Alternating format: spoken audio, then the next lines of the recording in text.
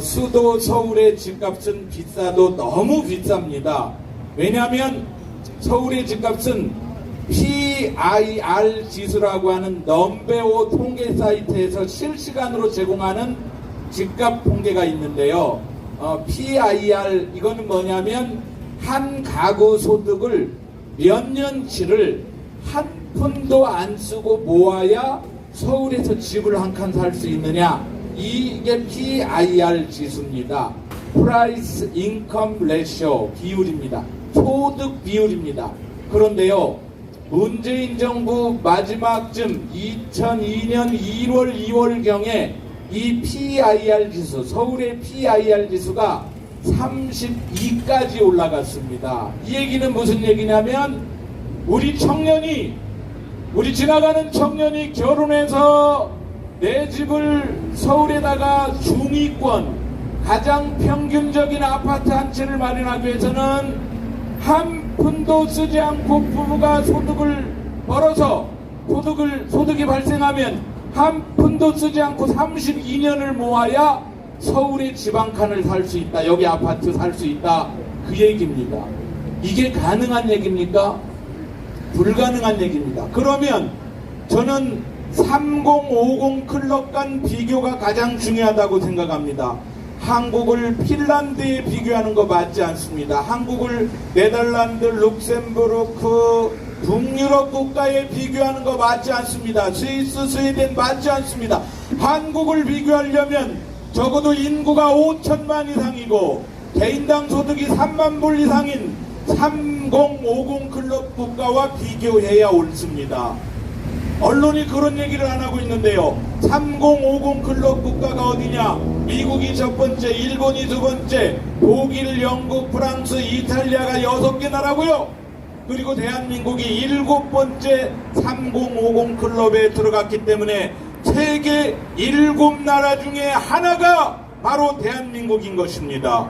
그 3050 클럽의 서울, 수도가 파리에 비해서, 뉴욕에 비해서, 런던, 도쿄, 이태리, 로마에 비해서, 독일, 베를린에 비해서 그 나라들 평균 PIR 지수는 13에 불과합니다.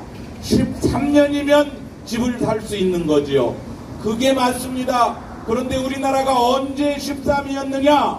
문재인 정부 초기 때, 박근혜 정부 말 때 우리나라 PIR 지수가 14였습니다. 그게 맞는 거였습니다. 그런데 문재인 정부에서 서울의 집값이 102%, 정확하게 2배가 올랐기 때문에 PIR 지수가 현재 27까지 떨어졌습니다만 32에서 27, 다시 얘기해서 수도 서울에 사는 청년들은 내 집 마련을 위해서 32년을 혹은 지금 기준으로는 27년을 죽으라고 일만 하고 한 푼도 먹지도 쓰지도 않고 생활비도 쓰지 않아야 내 집을 살 수 있는 게 서울 집값입니다. 그래서 이것은 저출산 문제로 이어졌습니다. 저출산의 직접적인 원인이 되고 있습니다. 결혼을 못합니다. 집이 없어서 결혼을 못합니다. 그래서 우리나라 같은 경우는 비혼 출산이 프랑스에 비해서 현저히 떨어집니다. 유럽에, 미국에, 일본에 비해서도 떨어집니다. 전 세계 최저입니다. 결혼하지 않으면 아이를 낳지 않는 나라입니다. 서울도 마찬가지입니다.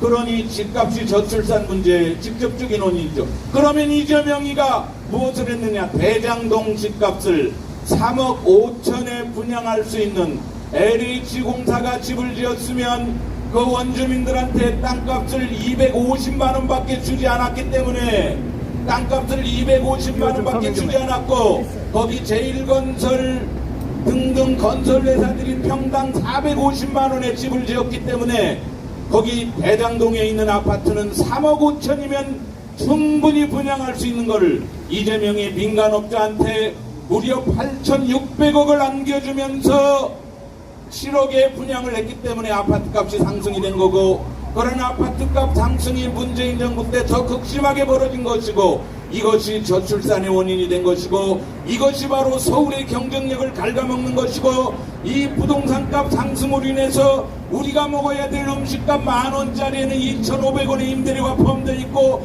여의도에 있는 평양냉면집 냉면 한 그릇에 16,000원짜리에는 4,000원의 임대료가 포함되어 있습니다.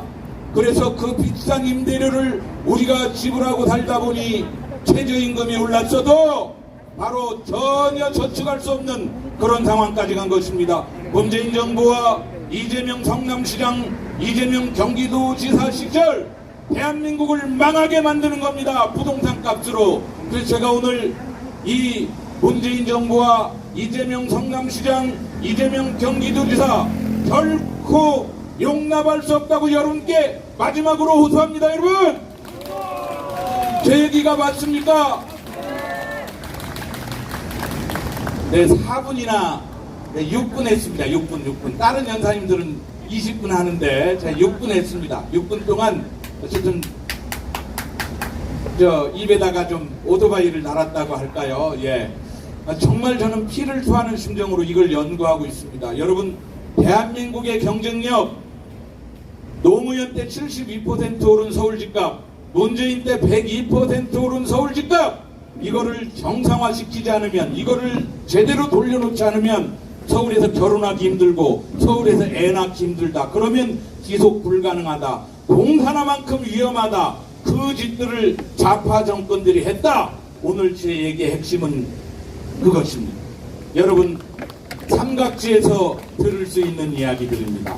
삼각지 맞불 집회에서 우리 성상훈 대표 이야기, 우리 이순임 위원장님의 이야기, 강신길 장군님의 이야기, 그 어디서도 들을 수 없는 이야기, 귀한 이야기, 대장동 이야기, 삼각지 맞불 집회에서 대한민국을 살리는 집회, 바로 여러분께서 그